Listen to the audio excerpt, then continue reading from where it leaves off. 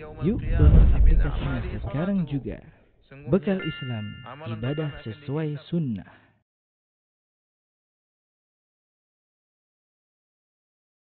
Bismillahirrahmanirrahim. Assalamualaikum warahmatullahi wabarakatuh. Alhamdulillahi ala ihsani wa syukru lahu ala taufiqihi wa amtinani. Wa asyhadu an la ilaha illallah wahdahu la syarika lahu ta'ziman li sya'ni. Wa asyhadu anna Muhammadan abduhu wa rasuluhu da'ala ridwani. Allahumma salli alaihi wa ala alihi wa ashabihi wa ikhwani. Para pemirsa yang dirahmati Allah Subhanahu wa taala, pada kesempatan kali ini kita melanjutkan pembahasan kita dan kita akan bahas tentang kisah Nabi Saleh alaihi salam. Nabi Saleh adalah salah satu dari nabi-nabi yang bersuku Arab, sebagaimana kita jelaskan pada pertemuan yang lalu, ya. Kata Nabi sallallahu alaihi wasallam, ya Abu Dzar wa arba'atun minal Arab. Wahai Abu Dzar, ada 4 nabi dari kalangan Arab, yaitu Hudun wa Salihun wa Syu'aibun wa Nabiyyuka, yaitu Nabi Hud, Nabi Saleh, Nabi Syu'aib dan Nabi Muhammad sallallahu alaihi wasallam. Dan sudah kita singgung pada pertemuan kemarin bahwasanya kisah-kisah nabi-nabi Arab ini tidak terdapat dalam perjanjian lama, perjanjian baru, dalam Bible tidak ada. Ya, karena orang-orang Yahudi, Bani Israel, mereka tidak mengakui kenabian dari selain mereka. Ya, kalau mereka menyebutkan tentang kisah-kisah nabi Arab Saleh, Hud dan Syu'aib sebelumnya, maka ini melazimkan mereka tidak boleh menolak nabi Arab yang terakhir, Nabi Muhammad sallallahu alaihi wasallam. Oleh karenanya, supaya sempurna mereka menolak Nabi Muhammad SAW, maka mereka menolak Nabi Saleh, Nabi Arab, Nabi Saleh juga, Nabi Hud dan Nabi Syu'aib, mereka tolak seluruhnya. Padahal kita dapati dalam surat Ibrahim, Nabi Musa alaihissalam bercerita tentang Nabi Hud dan Nabi Saleh. Kata Nabi Musa, alam ya'tikum naba'ul ladzina min qablikum qaumi Nuh wa 'ad wa Samud wal ladzina min ba'dihim la ya'lamuhum illa Allah. Kata Nabi Musa kepada kaumnya, ya, bukankah telah datang kepada kalian tentang kabar kaum-kaum terdahulu sebelum kalian, kaum Nuh, kemudian kaum 'Ad, kaum Samud, ya, dan orang-orang setelah mereka. Jadi ternyata Nabi Musa bercerita kepada kaumnya tentang kaum-kaum terdahulu, ya. Nabi Musa cerita. Berarti seharusnya ada dalam Taurat, harusnya ada dalam perjanjian lama. Tetapi kita dapati kalau kita buka perjanjian lama sekarang sama sekali tidak ada, dan kita yakin ada penyimpangan, ya, terhadap perjanjian lama atau Taurat. Tapi siapakah Nabi Saleh?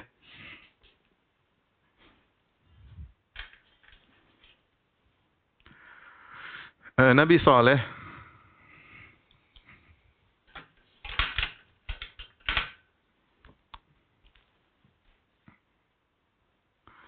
Saleh berasal dari kaum Samud, ya, berasal dari kaum Samud. Nah, Samud ini, ya, apakah dia dari keturunan 'Ad, ya, atau dari keturunan Jasir, ya? Yang keduanya bersambung kepada Iram dan seterusnya, bin Awad, bin Sam, bin Nuh, ya. Saya ulangi, ya, biar lebih jelas, ya. Kemarin kita sudah jelaskan ada Nuh, kemudian Sam, kemudian Awad, kemudian Iram. Nah, di sini ada 'Ad, ada Jasir. Di sini ada Samud. Nah, ada 2 pendapat. Apakah Samud adalah keturunan 'Ad atau keturunan Jasir? Al-Imam Al-Qurtubi rahimahullah ta'ala lebih cenderung bahwasanya Samud keturunan 'Ad. Kenapa? Karena Allah berfirman wa annahu dalam surat An-Najm, wa annahu ahlaka 'adanil ula wa Samud fama abqa. Kata Allah, dan dialah Allah yang telah membinasakan, ya, 'Ad yang pertama. 'Ad yang pertama ini maksudnya siapa? 'Ad yang pertama maksudnya kaum 'Ad.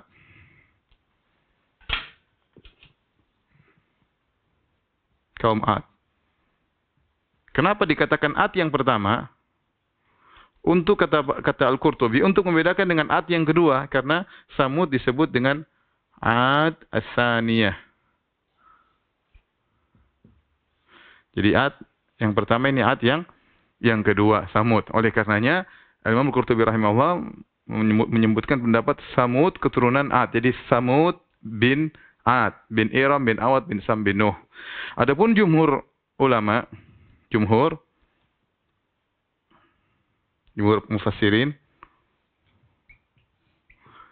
bahwasanya Samud bukan dari keturunan Ad, tetapi dari keturunan Jafir, itu Samud bin Jafir, bin Iram, bin Awad, bin Sam.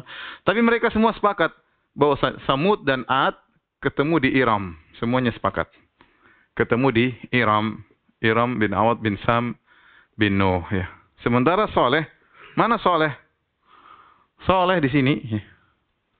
Saleh ini disebut dari kaum Ad. Sebagian ulama menyebutkan nasabnya. Di antaranya seperti Ibnu Katsir. Ya, ada beberapa ahli tafsir menyebutkan nasabnya. Namanya Saleh bin Ubaid, kemudian bin Asif, kemudian bin Kashih, kemudian bin Ubaid, bin Hadir, baru bin Samud. Ini Saleh ya. Jadi Saleh bin Ubaid, bin Asif, bin Kashih, bin Ubaid, bin Hadir, bin Samud, bin Jafir. Nah, kita tahu Nabi Hud di mana? Nabi Hud di sini. Nabi Hud di kaum Ad. Ini Nabi Hud. Nabi Hud alaihissalam. Berarti antara Nabi Hud sampai Nabi Saleh berapa generasi? Banyak. 1, 2, 3, 4, 5, 6. Sekitar 7 generasi. Kurang lebih 7 generasi. Dan ini sudah cukup untuk menjadikan orang lupa dengan ilmu, ya. Karena terakhir Nabi Hud alaihissalam, kaum Ad semua binasa. Fahal tarolahum min baqiyah, semuanya binasa kecuali Nabi Hud alaihissalam dan para pengikutnya. Sehingga Nabi Hud alaihissalam dan para pengikutnya kemudian tinggal menetap, berdakwah tauhid, iman berkembang, tapi terus bertambah dengan waktu sampai generasi ke-7. Di generasinya Nabi Saleh alaihissalam maka terjadilah kesyirikan kembali. Di sini di zaman Nabi Saleh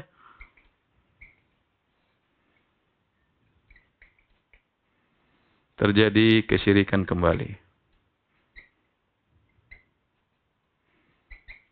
Makanya agar kesyirikan tidak terjadi kembali, ilmu harus ditegakkan ya. Karena ilmu dilupakan, lama-lama orang kembali melakukan kesyirikan. Cuma semua keturunan ini dikatakan kaum Samud karena Nabi Saleh kembali kepada Samud, maka disebut dengan kaum Nabi Saleh, kaum Samud ya. Kata Allah Subhanahu wa taala, "Kadzdzabat Samudul mursalin, idz qala lahum akhuhum Shalihun ala tattaqun." Sungguhnya kaum Samud telah mendustakan para rasul tatkala saudara mereka yaitu Saleh berkata, "Ala tattaqun, tidakkah kalian bertakwa?" Ini silsilah ya Saleh. Silsilah kaum Samud.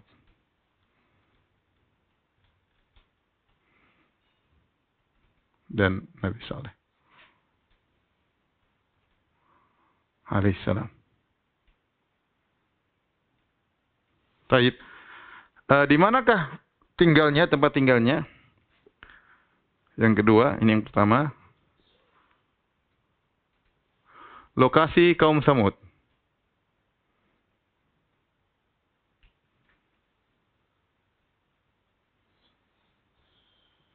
Kaum Samud, ya, kalau kita mau gambar ini Madinah Al-Munawwarah. Sini ada Khaybar.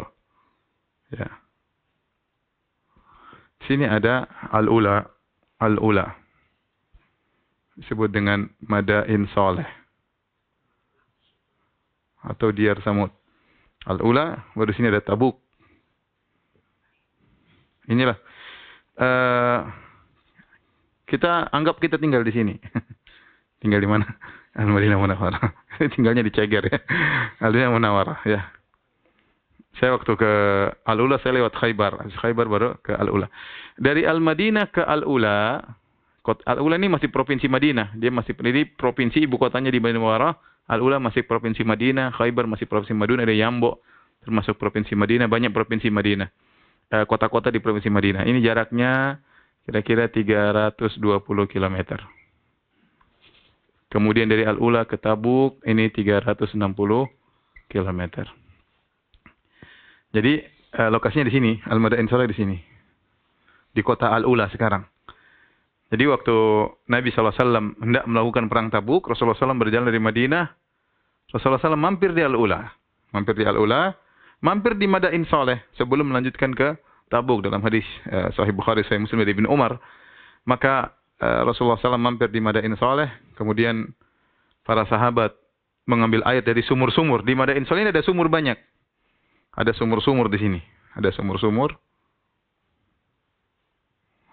Ada sumur. Di antaranya ada sumurnya onta Nabi Saleh. Di antaranya ada sumur onta Nabi Saleh. Ontanya Saleh.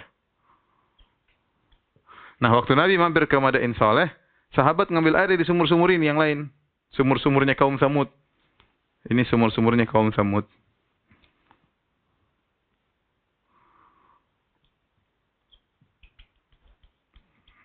Maka sudah diambil airnya, kemudian buat masak daging, terus sudah bikin adonan buat roti. Tahu-tahu Nabi suruh buang semuanya. Karena diambil dari sumur, dari kampung yang pernah diazab oleh Allah Subhanahu wa Ta'ala. Maka dibuang semuanya. Adapun adonannya Nabi suruh makankan ke onta-onta. Yang sudah jadi adonan roti suruh makan onta. Adapun sisanya semuanya dibuang. Kemudian Nabi mengambil air dari sumur ontanya Nabi Saleh. Ya, rupanya jaraknya agak jauh dari perkampungan mereka. Taib. Ini kira-kira tentang silsilah kaum Nabi Saleh dan lokasi kaum Samud. Taib, kita akan menceritakan tentang bagaimana dakwah Nabi Saleh. Kalau sudah, tolong dihapus.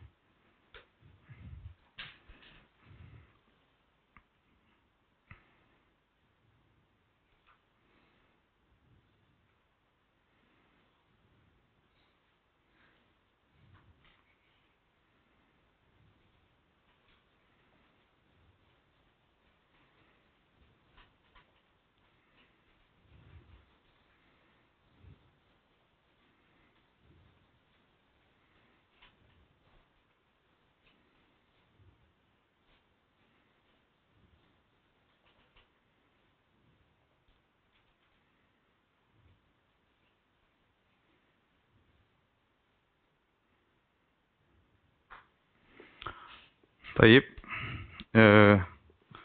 Berikutnya tentang metode dakwah Nabi Saleh.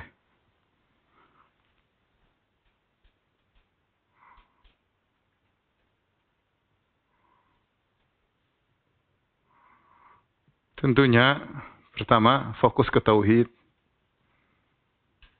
Dan ini adalah seluruh metode dakwah para nabi, ya.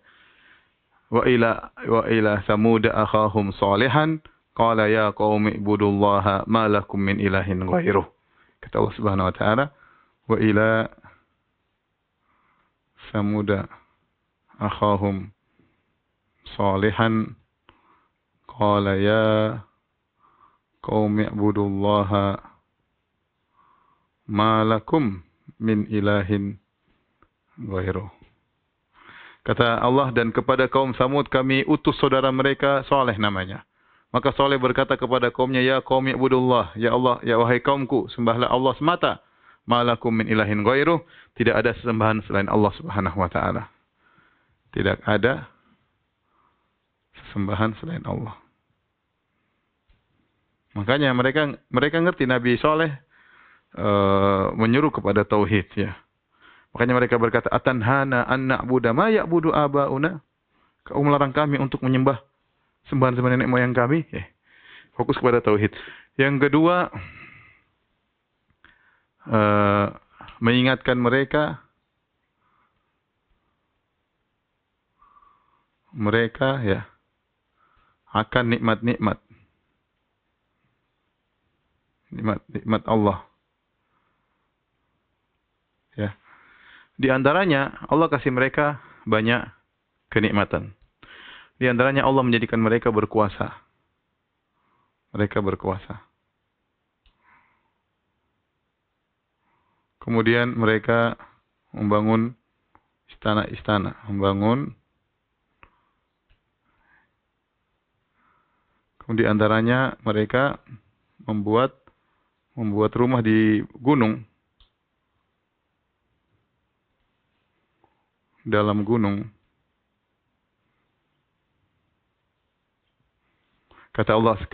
Kemudian juga ya mereka berkuasa ya. Kata Allah Subhanahu wa taala, huwa ansha'akum minal ardi. Saleh berkata kepada mereka, huwa ansha'akum minal ardi wasta'marakum fiha.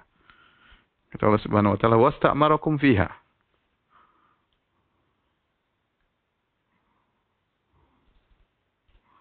Yaitu Allah menjadikan kalian menguasai bumi ya. Wadhkuru idh ja'alakum khulafa'a min ba'di 'adin. Ya. Khulafa min ba'di 'adin. Ingatlah tatkala Allah menjadikan kalian penguasa-penguasa setelah kaum 'Ad. Kata Allah Subhanahu wa taala, tattakhiduna min suhuliha qusura. Ya. Tattakhiduna min suhuliha qusura. Yaitu kalian menjadikan tanah yang datar, suhuliha maksudnya tanah yang datar, istana-istana. Kemudian watan hitunal jibala buyuta. Watan hitunal jibala buyuta. Dan kalian memahat gunung-gunung jadi rumah-rumah. Ya, tattakhiduna min suhulihal qusura wa tanhitunal jibala buyuta. Kenapa mereka harus bikin rumah-rumah di gunung-gunung? Dijelaskan oleh sebagian ulama dalam buku tafsir mereka. Karena umur mereka panjang. Umur mereka tuh panjang. Kalau mereka bikin istana, bikin rumah-rumah, rumahnya di luar rusak daripada mereka. Ya, mereka masih hidup, rumahnya sudah rusak. Atap-atapnya sudah rusak. Supaya nggak rusak, mereka bikin rumah di gunung. Gunungnya dipahatin. Gunungnya dipahatin jadi tempat tinggal. Ya, tempat tinggal. Saya sudah ke sana 2 kali. Ke Diyar Samud ya. Kebetulan ada keperluan waktu itu. 2 kali. Rumahnya kaum Samud itu bukan rumah yang, mereka bukan sosok yang tinggi. Beda dengan kaum 'Ad. Allah sebutkan sebagaimana pertemuan kemarin. Allah mengatakan, wazadakum fil khalqi bastah. Allah menjadikan kalian besar dan tinggi. Kaum Samud biasa aja. Makanya kalau kita pergi ke tempat sana, pintu masuknya biasa mungkin ya. Mereka mungkin 180 kayak biasa. Maksudnya nggak sampai 2 meter. Pintu masuknya cuma segini aja, nggak terlalu tinggi. Artinya kayak rumah-rumah kita aja. Jadi saya masuk dan saya lihat juga dipannya nggak panjang-panjang ya. Kecuali mereka tidurnya ngelipat kaki ya. Tapi zahirnya mereka tidak panjang. Jadi mereka tingginya biasa. Cuma dengan tubuh yang biasa tersebut karena jarak dari Samud tadi 7 generasi dari kaum 'Ad, 7 generasi. Jadi meskipun mereka tidak tinggi, tidak kuat, mereka bisa memahat gunung menjadi rumah-rumah ya. Di sana ada gunung 1, gunung 2, gunung 3. Ini gunung-gunung dipahat jadikan mungkin beberapa rumah, 10 rumah, nanti gunung sana lagi 10 rumah, gunung lagi 10 rumah. Saya lihat gitu ada salah satu rumah yang bagus, yaitu mungkin kepala RT ya. Kemudian sebelah sana RT 2, sana RT 3 ya. Jadi di bangun rumah ada yang bagus satu, ini kayaknya mungkin kepala sukunya mungkin, wallahu alam bisawab. Waktu saya tidak ada di sana waktu mereka lagi bangun ya. Jadi ini di antara dakwah mereka, dakwahnya Nabi Saleh kepada kaumnya. Kemudian di antara metode Nabi Saleh adalah tarhib. Tarhib itu memberi peringatan.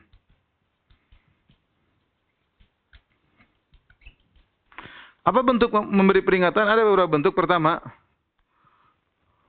mengingatkan nasib kaum sebelumnya, nenek moyang mereka. Mengingatkan bagaimana nasib kaum 'Ad. Ya. Wadhkuru idh ja'alakum khulafa'a min ba'di 'adin, kata Allah. Idh ja'alakum khulafa min ba'di 'adin. Ya, jadi diingatin kalian sekarang sudah berkuasa. Dulu ada kaum yang hebat dari kalian, nenek moyang kalian. Masih satu rumpun sama kalian. Lebih hebat dari kalian, namanya 'Ad. Jago, kuat, terkenal. Apakah mereka selamat? Mereka enggak selamat. Mereka binasa. Hati-hati kalian. Kalian tidak sehebat kaum 'Ad dari sisi kekuatan. Kaum 'Ad bisa Allah binasakan dan mereka pasti tahu ceritanya karena ini mereka satu rumpun. Satu rumpun dengan ad kembali kepada iram atau memang itu turunannya mereka langsung sebagaimana pendapat Al-Qurtubi rahimahullahu taala. Jadi diingatkan. Ingatkan tentang bahwasanya kaum sebelumnya pernah binasa ya. Gara-gara tidak bertauhid atau berbuat syirik kepada Allah Subhanahu wa taala. Kemudian yang kedua, ini penting ya, mengingatkan Nabi Saleh mengingatkan bahwa tidak selamanya kalian dalam kenikmatan. Ya, ada saatnya kenikmatan itu berhenti. Kapan? Jika kalian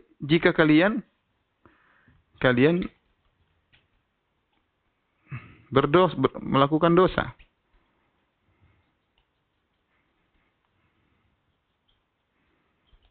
Ya. Ada saatnya kalau kita melakukan dosa tidak bersyukur kepada Allah, Allah akan mencabut nikmat tersebut, ya. Ini sudah kaidah dalam Al-Qur'an banyak ya. Cerita-cerita juga banyak ya, kisah nyata juga banyak. Orang kalau tidak bersyukur suatu saat Allah akan cabut nikmat tersebut. Di antaranya Nabi Saleh berkata kepada mereka, Allah sebutkan, "Kadzabat Samudul mursalin." Sungguhnya kaum Samud telah mendustakan para rasul ya. Perhatikan sini lafal kaum Samud mendustakan para rasul. Paling yang didustakan cuma Nabi siapa? Nabi Saleh. Karena kalau satu nabi didustakan sama dengan mendustakan seluruhnya. Ya, dalam kaidah kita satu nabi didustakan sama dengan mendustakan seluruh nabi, karena dakwah mereka sama, mereka saling bersaudara. Satu didustakan sama dengan dustakan seluruhnya. Kadzabat Samudul mursalin. Idz qala lahum akhuhum Shalihun ala tattaqun. Tatkala saudara mereka Saleh senasab satu suku dengan mereka berkata, ala tattaqun. Kenapa kalian tidak bertakwa? Kenapa kalian tidak meninggalkan kesyirikan? Inni lakum ya rasulun amin. Sungguhnya aku adalah utusan Allah yang terpercaya. Fattaqullaha wa ati'un. Bertakwalah kepada Allah dan taatlah kepadaku. Wa ma as'alukum alaihi min ajrin. In ajriya illa ala rabbil alamin. Aku ini dakwah tidak mengharap apa-apa dari kalian, kata Nabi Saleh. Aku tidak berharap apapun pemberian dari kalian. In ajriya illa ala rabbil alamin. Pahalaku aku serahkan kepada penguasa alam semesta. Jadi jangan kalian tuduh aku cari kekuasaan. Aku tidak butuh terima kasih dari kalian. Aku ini dakwah untuk kalian. Kemudian Nabi Saleh ingatkan tentang kenikmatan yang mereka rasakan. Tidak akan selamanya. Kata Nabi Saleh, ya. Kata Nabi Saleh, apakah kalian ya fima hahuna aminin? Apa kalian merasa aman terus selamanya di sini?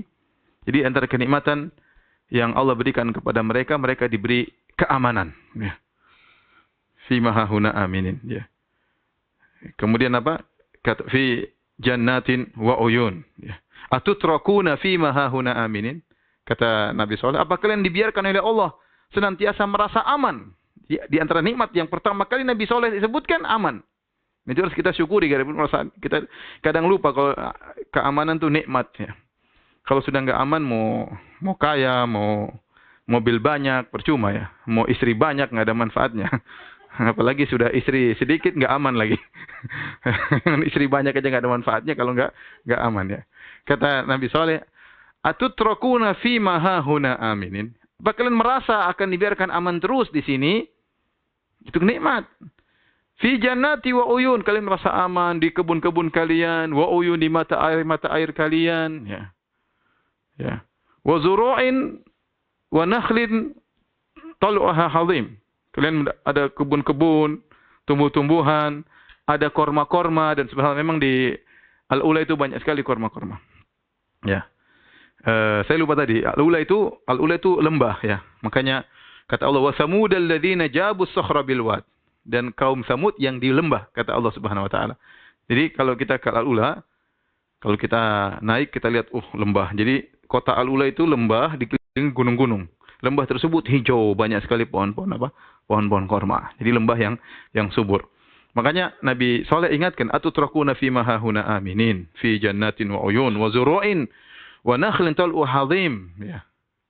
Kalian merasa nyaman, aman dalam mata air, kemudian kebun-kebun. Ini kenikmatan Nabi Saleh ingatkan. Kemudian ingatkan, kata Nabi Saleh, wa tanhituna minal jibali buyutan farihin. Kalian semangat bikin rumah dari apa namanya? Dari gunung kalian bolongin. Ini nikmat semuanya, ya. Fattaqullaha wa ati'un, bertakwalah kepada Allah dan taatlah kepadaku. Wala tuti'u amral musrifin, jangan kalian ikuti orang-orang yang melampaui batas. Alladzina yufsiduna fil ardi wala yuslihun, yang mereka selalu melakukan kerusakan di atas muka bumi dan tidak melakukan kebaikan. Ini berbuat syirik itu kerusakan. Ya, jadi fasad dalam Al-Qur'an kebanyakan maksudnya maksiat, itu kerusakan. Ya. Makanya kaum Nabi Saleh mereka tidak melakukan kerusakan secara fisik, enggak, tapi dianggap melakukan kerusakan apa? Karena mereka melakukan apa? Kesyirikan. Kesyirikan. Jadi jangan ikuti mereka. Apa maksudnya Nabi Saleh ingatkan? Apa kalian merasa nikmat yang kalian rasakan akan senantiasa bersama kalian? Jawabannya tidak. Kalau kalian bermaksiat, berbuat syirik, ada saatnya Allah cabut. Allah biarin istidraj. Ada saatnya Allah cabut tiba-tiba. Oleh karenanya seorang mengambil ibrah dari apa yang dialami oleh orang-orang terdahulu. Ini adalah metode dakwah Nabi Saleh. Sekarang bagaimana sikap kaum Samud kepada Nabi Saleh?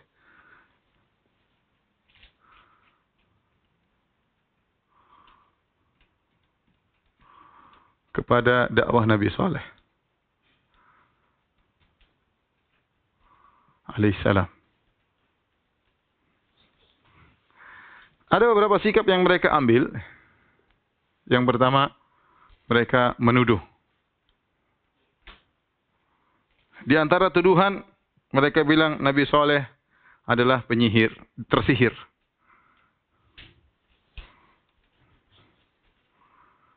Tersihir. Kata mereka, innama anta minal musahharin. Innama anta minal musahharin. Sesungguhnya engkau hanyalah orang tersihir. Yang tersihir. Kemudian di antaranya mereka menuduh Saleh pendusta. Kata mereka, "Aulqiya dzikru alaihi min bainina bal huwa kadzdzabun asyir." Kata mereka, "Aulqiya dzikru alaihi min bainina bal huwa kadzdzabun asyir." Kata mereka, apakah wahyu diberikan kepadanya? Kita tidak.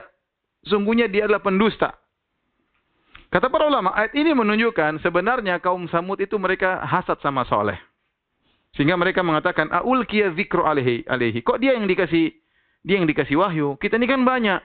Yang kaya, yang mungkin nasabnya lebih tinggi. Para ulama mengatakan, Saleh nasabnya sedang. Bukan rendah, bukan juga tinggi. Tapi dia sedang. Tapi intinya mereka mengatakan, apakah dia yang dapat wahyu, sementara kami tidak? Ini hasad. Oleh karenanya banyak dakwah ditolak gara-gara hasad. Kalau sudah hasad nanti tinggal cari dalil atau dalih untuk menolak dakwah. Tapi pada dasarnya hasad yang dibungkus dengan dalih. Ya. Apakah dia diberikan wahyu sementara kita tidak? Bal huwa kadzdzab. Dia pendusta. Kata Allah, saya lamuna ghadan manil kadzdzabul asyir. Mereka akan tahu siapa yang pendusta sebenarnya. Ya, ini diantara tuduhan mereka kepada Nabi Saleh. Kemudian diantara metode mereka adalah mengejek.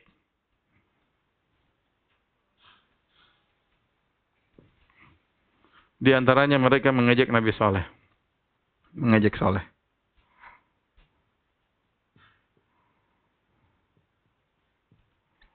Mereka berkata, Ya Salihu, qad kunta fina marjuwan qabla hadha.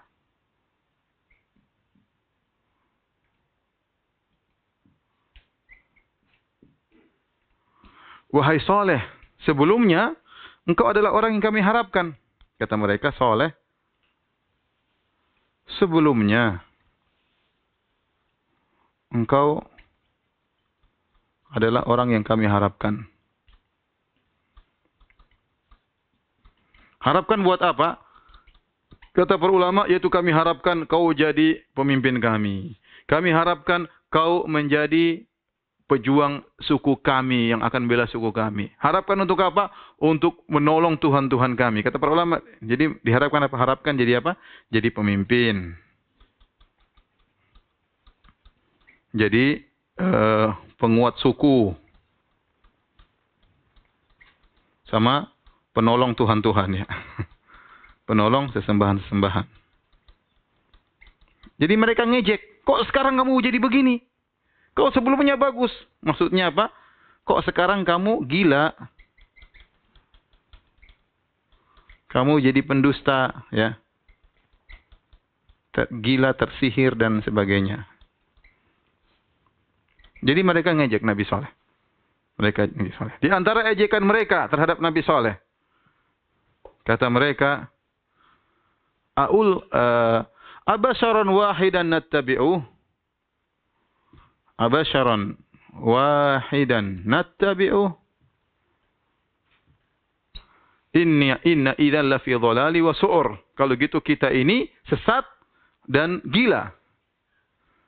Inna idzan lafi dhalalin wa su'ur.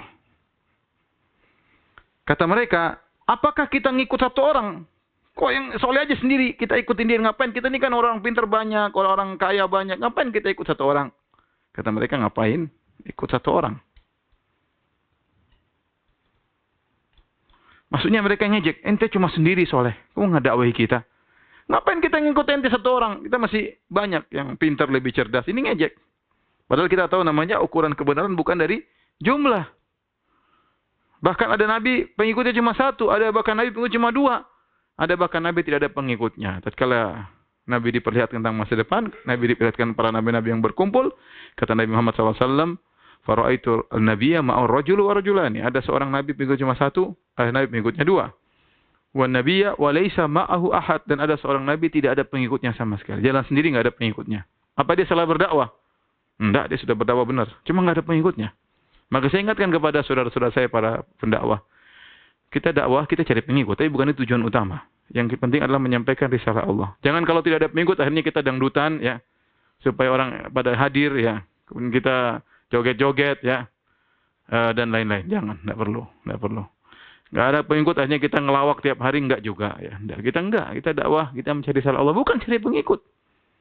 Kita ada pengikut, alhamdulillah. Kalau enggak, ya sudah. Sunnatullah, Allah sudah kasih contoh, ada nabi yang pengikutnya banyak, ada nabi pengikutnya sedikit, ada nabi satu dua, ada yang tidak ada pengikutnya sama sekali. Jadi mereka ngejek, Abasharon minna wahidan. Abasharon minna wahidan nattabi'uh inna idzal lafi dhalali wa su'ur. Kalau kami ngikut satu orang aja, kami sebenarnya sesat. Ngejek mereka. Kemudian ternyata mereka juga ngejek pengikut Nabi Saleh yang miskin.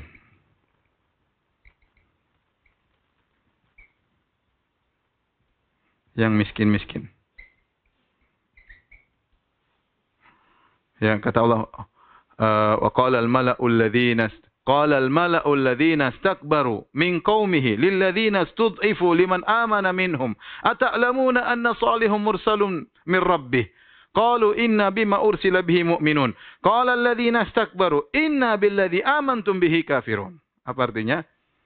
Orang-orang yang kaya, pembesar-pembesar kaum Samud berkata kepada orang-orang miskin, pengikut Nabi Saleh, tahukah kalian siapa Saleh? Mereka sudah tahu. Tapi mereka ngejek. Kalian tahu nggak Saleh siapa? Ya. Ata'lamuna anna tahukah kalian Saleh ngaku-ngaku katanya utusan Tuhannya? Benar kan? Kata orang-orang yang miskin-miskin, inna bima ursila bihi mu'minun. Kami beriman terhadap apa yang turun kepada Nabi Saleh. Oh, kalian beriman. Adapun kami, inna billadzi amantum bihi kafirun. Kami kufur kepada yang kalian imani. Subhanallah, dia ngejek. Soleh, Nabi, utusan Tuhan. Kalian beriman? Beriman. Kami enggak. Kami kafir dengan apa yang kalian imani. Jadi mereka ngejek Nabi Soleh. Mereka juga ngejek pengikut Nabi Soleh. Alaihissalam. Ya. Kemudian, diantaranya, ya,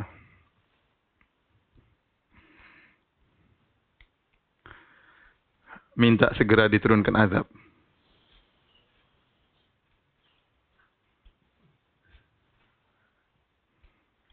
Ya Salihu tina bima ta'iduna in kunta minas sadiqin. Kata mereka, ya Salihu, kalau kau memang nabi, turunkan azab kepada kami. Inilah di antara hal-hal yang dilakukan oleh mereka. Kalau sudah, tolong dihapus.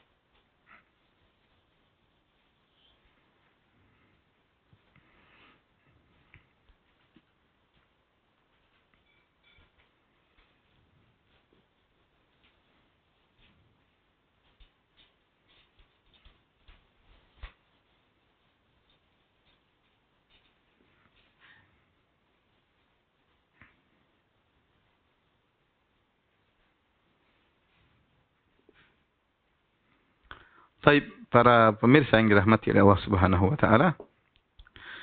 Akhirnya mereka sudah didakwahi Nabi Saleh, ya. Mereka tidak mau beriman, ya. Wa fi Tsamud idz qila lahum tamatta'u hatta hin. Waktu mereka tidak beriman, maka Nabi Saleh berkata, tamatta'u hatta hin. Silakan kalian bersenang-senang, ada waktunya kalian berhenti dari bersenang-senang. Ada waktunya kalian berhenti. Sekarang silakan bersenang-senang. Jadi Nabi Saleh mengatakan kepada kaumnya bersenang-senang 2 kali. Pertama, bersenang-senang sebelum mereka membunuh ontanya Nabi Saleh. Yang kedua lagi Nabi Saleh berkata, tamatta'u fi darikum salasata ayyam. Silakan bersenang-senang 3 hari doang. Kapan Nabi Saleh mengatakan senang-senang yang kedua? Setelah mereka membunuh onta Nabi Saleh. Yang pertama Nabi Saleh hanya berikan secara umum. Kalian senang-senang, akan ada saatnya kalian berhenti.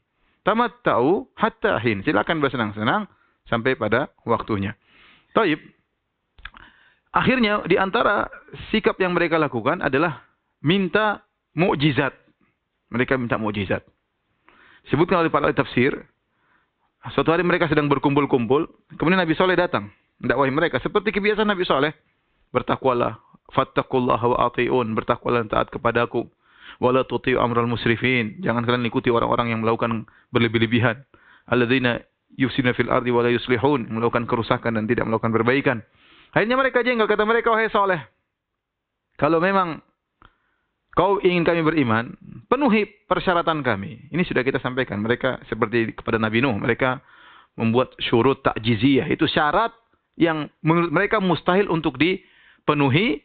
Bukan apa? Bukan untuk mereka beriman, agar mereka tidak beriman. Jadi mereka minta persyaratan bukan untuk beriman, tapi supaya tidak beriman. Jadi mereka pasang syarat yang mustahil. Apa syaratnya? Kata mereka, Saleh, kalau kau memang Nabi, penuhi permintaan kami. Apa permintaannya?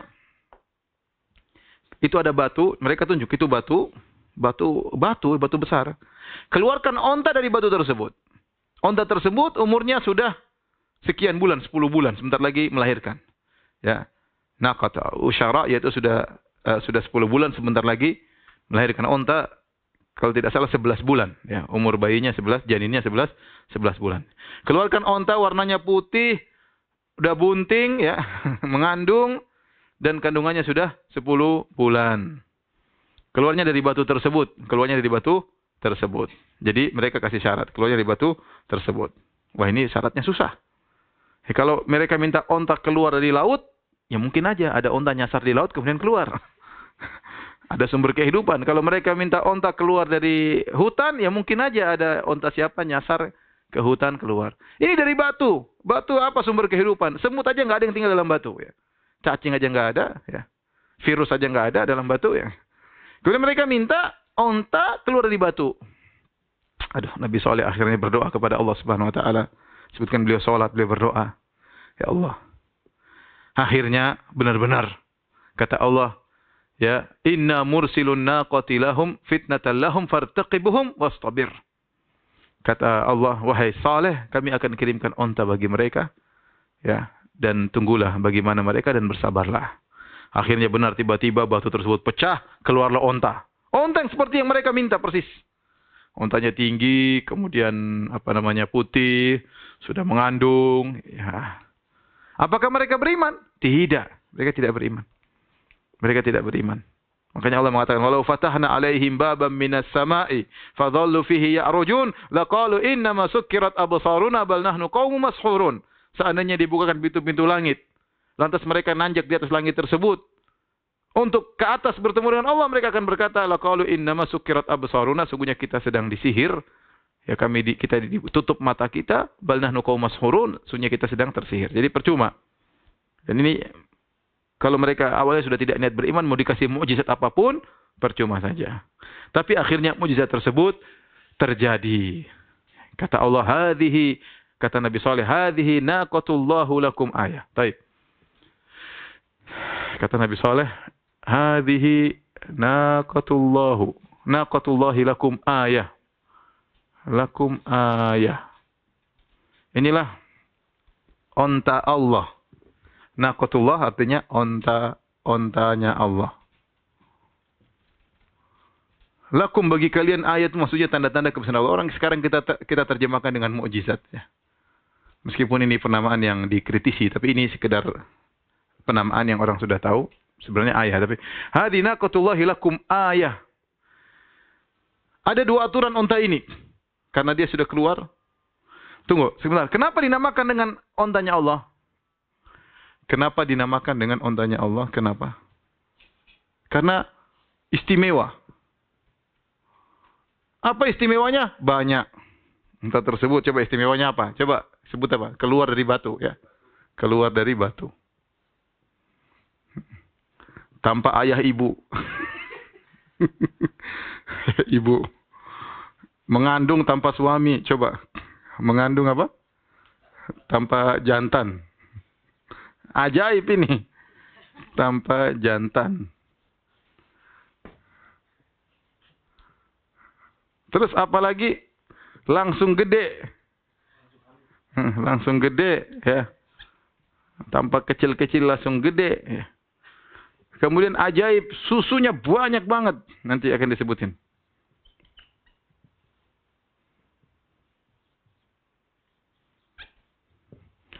Ya, ini diantara keajaiban onta. Makanya disebut dengan ontanya Allah, mukjizat. Ya sama, kalau diidhofahkan, disebahkan kepada Allah berarti sesuatu yang luar biasa seperti Baitullah, Ka'batullah, rumah Allah, ya, Rasulullah, utusan Allah. Ya, maka itu menunjukkan sesuatu yang istimewa. Taib. Ini naqah, ini onta. Dia punya dua syarat. Dua syarat.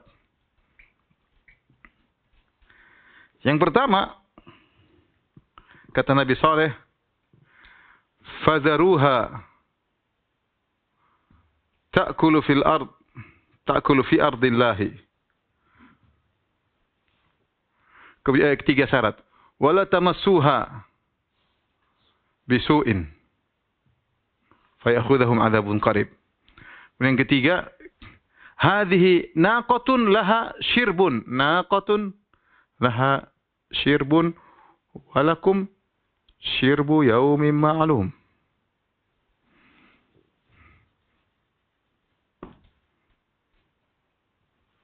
Apa maksudnya?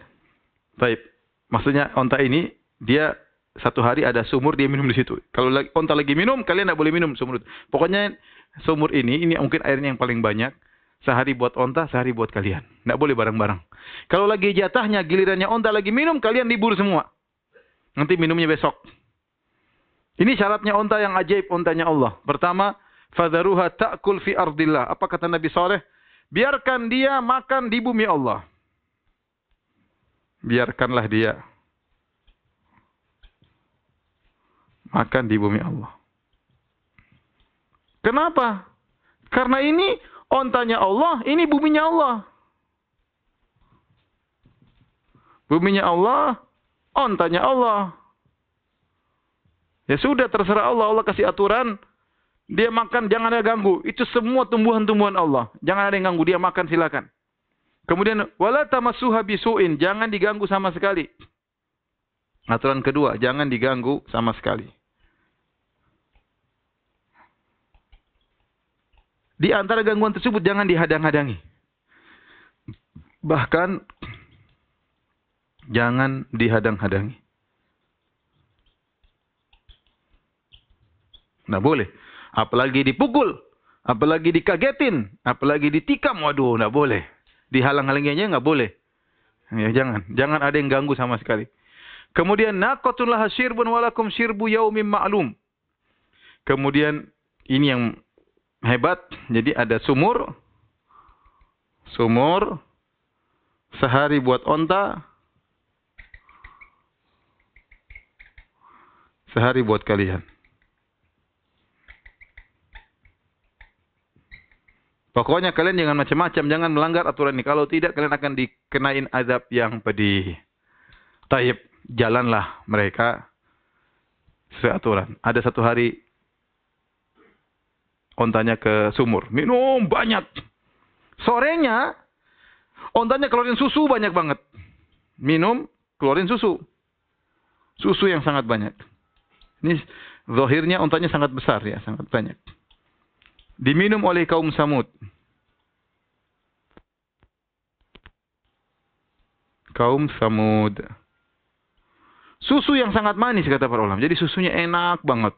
Mereka ngantri minum. Jadi ya enak lah. Sehari aja libur minum apa? Minum air, minum susu. Sehari mereka. Tadinya mereka sabar. Lama-lama ontanya disebut dalam menurut pendapat ulama seperti Ibnu Athiyah dalam Al-Muharrar Al-Wajiz, dia sebutin ini ontanya kalau sudah masuk di lembah, dia masuk lembah, dia makan. Onta binatang lain pada takut semua, pada kabur. Dia besar, datang, mungkin dia berwibawa, datang semua binatang apa? Kabur. Nanti kalau musim panas dia ke. Kalau musim dingin, mereka pada di atas di jemur-jemur, dia datang kabur semua. Jadi keberadaan onta ini mengganggu ternak-ternak mereka. Keberadaan onta ini mengganggu ternak-ternak mereka. Aduh, mereka mulai gelisah. Mulai cari masalah. Kemudian akhirnya mereka cari alasan. Kita bosan minum air, minum susu. Air lebih enak kata mereka. Ini bohong. Kata mereka air lebih apa? Lebih enak. Intinya mereka udah jengkel sama ontanya Nabi Saleh. Mereka sudah jengkel sama Saleh. Akhirnya mereka sudah jengkel, ya. Fanadau sahibahum fata'ata fa'aqar, maka mereka bikin rapat. Gimana cara kita membunuh onta Nabi Saleh? Sudah capek kita. Ini ontanya Nabi Saleh bikin masalah. Akhirnya mereka ya rapat untuk membunuh onta Nabi Saleh.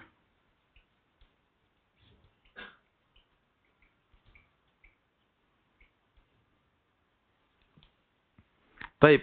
Bagaimana cara mereka membunuh onta Nabi Saleh? Jadi mereka rapat terlebih dahulu. Ya, mereka rapat terlebih dahulu. Ya. Setelah mereka rapat, akhirnya mereka tidak ada yang berani untuk membunuh onta Nabi Saleh. Karena mereka tahu, waduh, Nabi Saleh bilang, kalau ada yang ganggu bakalan kena azab yang pedih. Terus bagaimana? Akhirnya mereka cari jalan. Tersebutlah seorang wanita, namanya Unaizah. Ya. Bintu Ghanem atau siapa ya, dikenal dengan Ummu Ghanem. Ya. Unaizah wanita ini, dia adalah istri seorang pembesar dari kaum Samud. Ini kisahnya disebutkan oleh Ibnu Jarir At-Tabari dalam tafsirnya. Disebutkan oleh Ibnu Katsir juga, dinukil Ibnu Katsir dalam tafsirnya. Rahimahumullah jami'an. Jadi wanita ini, dia sangat jengkel dengan Nabi Saleh. Dia termasuk orang yang keras memusuhi dakwah Nabi Saleh. Jadi yang musuhi bukan cuma bapak-bapak, mak-mak juga ya. Ini mak-mak kurang ajar ya. Jadi mereka musuhi dakwah Nabi Saleh alaihissalam. Taib azan. Habis azan kita lanjutkan insyaallah taala. Taib. Alhamdulillah, salatu wassalamu ala Rasulillah. Kita lanjutkan. Bagaimanakah apa yang mereka lakukan? Jadi kita jelaskan. Ada seorang wanita bernama Unaizah ya. Dia sangat membenci dakwanya Nabi Saleh alaihissalam, dan suaminya adalah pembesar kaum Samud. Akhirnya dia sudah termasuk yang jengkel sama dakwah Nabi Saleh. Terus bagaimana cara menyelesaikan dakwah Nabi Saleh? Karena Nabi Saleh punya mukjizat, yaitu onta yang luar biasa. Akhirnya kebetulan dia punya anak-anak cantik 5 orang. Ini Unaizah punya anak cantik 5 orang. Maka dia tawarkan, siapa yang bisa bunuh ontanya Nabi Saleh, saya kasih, tinggal pilih salah satu putriku yang cantik-cantik tersebut. Ditawarin orang nggak ada yang mau. Karena orang takut, ini gimana macam-macam, ontanya sudah menakjubkan. Keluar dari batu mau kita potong gimana. Zaman sekarang aja, apalagi zaman itu, kemudian onta keluar dari batu. Nggak ada yang berani. Ini ada yang nekat, namanya Kidar atau Kudar atau Kodar. Tapi banyak tulisnya Kidar bin Salif. Kidar, Qaf, ya, Dal, Kidar bin Salif. Kidar bin Salif ini disebut dalam biografinya, dia adalah seorang anak zina. Ya, kemudian jadilah dia orang yang nggak beres, kemudian akhlaknya buruk. Ya, tapi dia kuat, pengikutnya banyak, ya. Dan dia termasuk yang nekat. Kenapa? Iming-imingnya dapat cewek cantik. Semangat dia. Akhirnya dia berangkat, kemudian dia pun menunggu onta Nabi Saleh lewat. Begitu Nabi Saleh lewat, dia semangat, kemudian itu Unaizah suruh putrinya yang paling cantik untuk buka cadarnya. Dibukain, cering. Si Kidar tambah semangat karena sudah lihat apa? Hadiahnya cewek cantik. Hanya dibuka cadarnya, cantik. Paling disebutkan dia paling cantik di kaum Samud, ini cewek. Paling cantik di kaum Samud, ya. Maka akhirnya dia terprovokasi, akhirnya dia bunuh ontanya Nabi Saleh. Kata Allah, idzim ba'atsa asqaha. Maka berdirilah orang yang paling celaka di antara mereka, dialah Kidar bin Salif. Ya. Akhirnya dia yang bunuh ontanya Nabi Saleh. Subhanallah, Nabi Saleh kaget dengan berita ontanya telah dibunuh. Dan Allah mengatakan, fa'aqarun naqata. Wow. Mereka pun membunuh ontanya Nabi Saleh. Meskipun yang melakukan eksekutornya cuma satu orang, Kidar bin Salif. Tapi Allah menisbahkan perbuatan tersebut, menyandarkan perbuatan ini kepada seluruh mereka. Fa'aqaruha. Fa'aqarun naqata. Mereka membunuh ontanya Nabi Saleh. Kenapa? Karena perbuatan itu terjadi atas kerjasama, atas musyawarah bareng-bareng. Jadi kalau ada seorang ikut andil dalam terjadinya kemaksiatan, meskipun dia bukan eksekutornya, dia tidak mengeksekusi, tapi dia sekedar pencetus, yang kasih ide, yang kasih, intinya ta'awun dalam al-itsmi wal udwan, ya, dia setuju, meskipun dia tidak melakukan, dia dianggap melakukan maksiat tersebut. Makanya hati-hati ikhwan, kita jangan salah mengambil sikap. Kadang-kadang orang melakukan maksiat, oh enggak apa-apa. Kita dukung-dukung aja, ternyata itu maksiat. Meskipun tidak melakukan maksiat tersebut, kita bisa dianggap ikut seperti mereka. Akhirnya, ya, matilah ontanya Nabi Saleh. Maka Nabi Saleh datang kepada mereka. Nabi Saleh berkata, tamatta'u fi darikum salasata ayyam. Dzalika wa'dun ghairu makdzub. Kata Nabi Saleh, silakan kalian bersenang-senang di rumah-rumah kalian, di kampung-kampung kalian, tapi 3 hari saja. Ingat, ini janji tidak akan didustakan oleh Allah. Pasti terjadi. Azab akan datang. Waduh, mereka menyesal. Kata Allah, fa'aqaruha fa'asbahu nadimin. Ya. Fa'asbahu nadimin. Kata Allah, mereka pun menyesal. Setelah mereka membunuh onta, mereka menyesal. Tetapi penyesalan mereka tidak membuat mereka bertobat. Iblis datang kepada mereka sehingga mereka mengatakan, sudah kadung kepalang basah. Sudah, nggak bisa lagi bertobat. Akhirnya mereka punya rencana buruk lagi. Sekalian kita bunuh solehnya, jangan cuma ontanya. Bayangkan, mereka ingin bunuh Nabi Saleh alaihissalam. Allah menyebutkan dalam Al-Quran, wa kana fil madinati tis'atu rahtin yufsiduna fil ardi wa la yuslihun.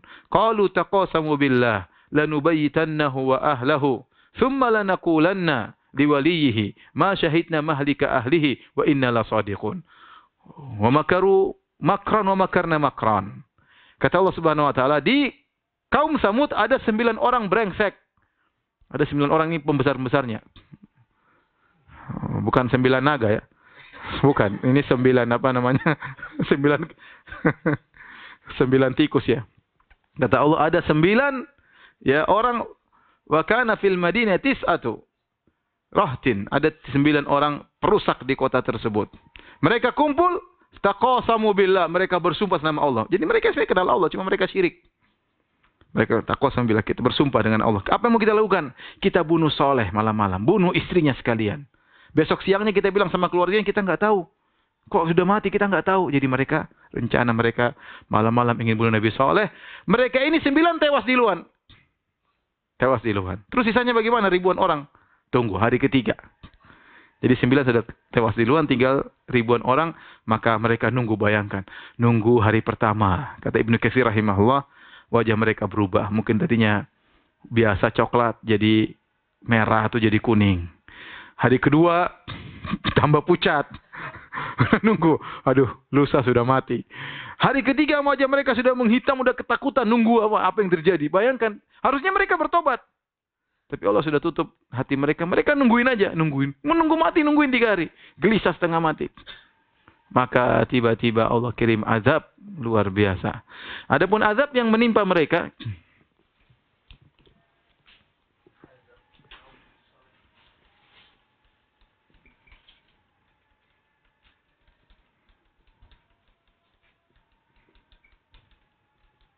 Allah sifati dengan 3 sifat. Yang pertama, ar-rajfah. Fa'akhadathumur rajfah, yaitu gempa.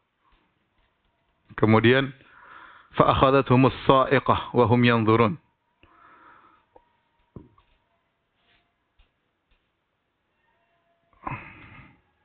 Wa hum yanzurun. Famasta'u min qiyamin wa kanu muntasirin. Yang zurun. Yang ketiga, kata Allah Subhanahu wa taala, "Inna arsalna 'alaihim sayhatan wahidah." Sayhatan wahidah. Fakanu kahashimil muhtadhir. Kata Allah Subhanahu wa taala, rajfah gempa, kemudian ini halilintar. Dan mereka melihat, kata Allah, dan mereka melihat. Mereka sedang melihatnya. Kemudian ini suara keras banget. Inilah azab yang menimpa kaum Nabi Saleh. Ya. Jadi mereka sedang menunggu hari ketiga, tiba-tiba gempa, kemudian datang halilintar. Jadi halilintar itu mereka ngelihat. Dan ini kata para ulama, melihat azab akan datang itu siksaan sebelum terjadi siksaan.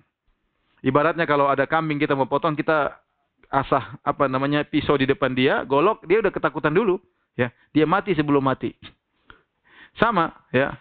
Nikmat kalau kita lihat kenikmatan belum kita rasakan. Dulu lihat kita sudah senang bahagia dulu. Misalnya kita mau beli mobil baru.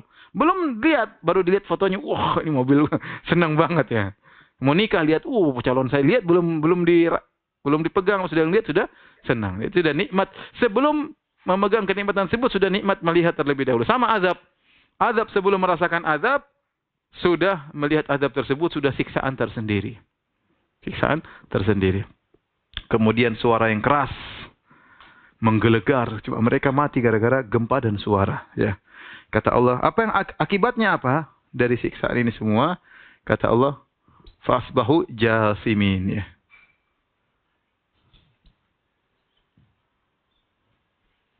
Mayat-mayat yang bergeletakan.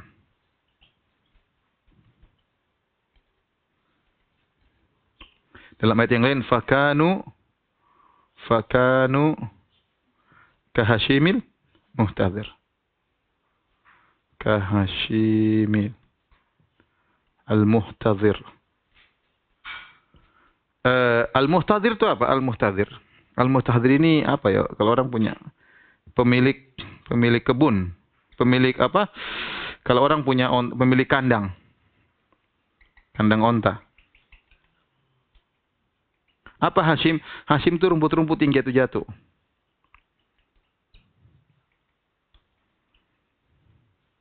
Jadi kalau pemilik onta itu ingin kasih makan punya onta, dia bikin hadhirah. Hadhirah itu semacam kandang kecil, bukan kandang besar, onta di luar, cuma dikasih pembatas. Namanya hadhirah. Setelah itu dia bawa makanan dari luar, rumput ditumpuk-tumpuk, kemudian dia bawa menuju ke hadhirah tersebut. Ada yang jatuh-jatuh, Hashim namanya, yang sudah kering jatuh, yang mudah ditiup angin. Jadi mereka dibinasakan Allah, tadinya sombong, angkuh, jadi seperti ini Hashimil muhtadhir. Itulah kesudahan dari kaum Samud yang sombong dan angkuh. Setelah mereka tewas semuanya, bayangkan ya. Jadi ini suara, ini halilintar, ini gempa. Kaum Nabi Saleh dekat-dekat situ juga yang beriman. Tetapi yang beriman tidak kena. Yang kafir kena semuanya. Jadi Allah mau kirimkan buat mereka aja yang ini enggak gampang. Dan itu banyak terjadi. Contoh seperti dalam perang Badar. Perang Badar Allah turunkan hujan. Bagi kaum muslimin hujan rintik-rintik, gerimis. Bagi kaum musyrikin hujan keras membuat mereka susah. Contohnya dalam perang Khandaq Allah kirim angin. Angin datang menimpa kaum muslimin dan kaum musyrikin. Tapi kaum musyrikin padahal jaraknya mungkin sekilo aja atau enggak sampai sekilo. Enggak sampai sekilo. Dekat ratusan meter aja kali. Ternyata angin mereka menghancurkan tenda-tenda mereka. Bahkan tungku-tungku tumpah kena angin. Kaum muslimin enggak. Angin dekat tapi Allah milih anginnya. Sama. Suara ini juga. Harusnya kan kalau guntur semuanya dengar atau tidak? Harusnya dengar. Tapi kenapa kaum Nabi Soleh tidak mati? Mereka mati. Allah membuat telinga mereka enggak apa-apa. Dengarnya mungkin cuma kecil. Cing. Tapi yang lain telinga lepas mungkin. Jadi Allah maha hebat. Karena itu semua yang atur Allah Subhanahu wa taala. Setelah mereka tewas semuanya, Nabi Soleh datang melihat mereka. Fatawalla anhum wa qala, ya, qad ablagtukum risalata rabbi, ya qaumi laqad ablagtukum risalata rabbi wa nasahtu lakum walakin la tuhibbuna an-nasihin. Dia ngomong sama mereka, kaumku, saya sudah sampaikan risalah dari Allah buat kalian. Ya, tapi kalian tidak mau menerima nasihat. Ya sudah. Ya, akhirnya Nabi Soleh meninggalkan mereka dan selesailah kisah dari kaum Samud. Di antara hal yang perlu saya ingatkan para pemirsa yang dirahmati Allah Subhanahu wa taala, bahwasanya para ulama membahas tentang masalah hukum berwisata ke Diyar Samud. Tadi kita sudah bahas Al-Ula, ya. Saya qadarullah ke sana ada 2 kali. Itu ada kebetulan saya ingin tahu juga sebagai sejarah, ya. Saya juga ingin lihat bagaimana kondisi mereka agar bisa sampaikan kepada dalam pengajian-pengajian. Tapi sebenarnya hukumnya seorang tidak boleh lewat situ kecuali antakunu bakin, ya. La tadkhulu ala masakinil ladzina zalamu, ya. Al-mu'adzabin, ya. Kata Nabi, jangan kalian masuk kepada tempat orang-orang yang dizalimi, yang berbuat zalim, ya, yang diazab oleh Allah Subhanahu wa taala, ya. Illa antakunu bakin. Fa illam takunu bakin fala tadkhulu alaihim. Kecuali kalian masuk dalam kondisi menangis, silakan. Kalau kalian tidak menangis maka jangan masuk kepada tempat tinggal mereka. Ya. An yusibakum mithlu ma asabahum. Aku khawatir akan menimpa kalian apa yang menimpa mereka. Jadi ini sunnah. Kalau kita melewati tempat orang sudah pernah diazab, dan kita tahu tempat pernah diazab, maka tidak boleh kita tinggal lama-lama. Kita lewat sebentar untuk mencari ibrah, untuk mencari pelajaran. Kalau bisa menangis, itu yang dituntut. Kalau nggak bisa menangis, nggak usah ke situ. Kenapa? Al-Imam Ibnu Hajar mengingatkan dalam Fathul Bari. Karena kita disuruh merenungkan agar kita bisa menangis. Apa yang kita renungkan? Kata Ibnu Hajar rahimahullah, lihatlah bagaimana ini kaum yang kuat, yang hebat menguasai bumi. Allah kasih mereka waktu yang panjang, tiba-tiba Allah binasakan mereka. Ini kaum, Allah kasih mereka kecerdasan, tapi mereka tidak mau berpikir tentang ayat-ayat Allah Subhanahu wa ta'ala. Ini kaum merasa tidak akan dihisap oleh Allah Subhanahu wa ta'ala. Maka seorang merenungkan, ini kaum tadinya dapat kenikmatan, Allah rubah jadi azab. Maka kita renungkan hal tersebut. Subhanallah, Allah kasih contoh kepada kita agar jangan sampai menimpa kita apa yang menimpa mereka. Kenapa? Itu menunjukkan hati mereka sudah keras. Maka saya ingatkan kepada para pemirsa yang rahmati Allah Subhanahu wa ta'ala, kita sekarang di zaman Corona, ya. Harusnya kita mengambil ini sebagai ibrah, ya. Kita harus ada rasa takut, ya. Wa man nursilu bil ayati ila takhwifa. Kata Allah, tidaklah kami turunkan, ya, tanda-tanda kami kecuali untuk memberi rasa takut. Artinya kita takut bahwasanya ada azab, ya. Kita takut bahwasanya ada namanya hisab, ya.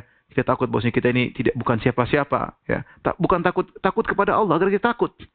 Bahwasanya Allah bisa mencabut nyawa kita kapan saja, ya, dari arah yang tidak kita sangka-sangka, ya. Dari arah yang tidak kita sangka-sangka, ya. Oleh karenanya kita mengambil ibrah dari apa yang dialami oleh umat-umat terdahulu dan orang-orang sekitar kita, apa yang telah terjadi, agar kita bertakwa kepada Allah Subhanahu wa ta'ala. Demikian saja para pemirsa yang dirahmati Allah dimanapun Anda berada, Bapak dan Ibu-ibu, dan juga mungkin ada adik-adik yang ikut mendengar.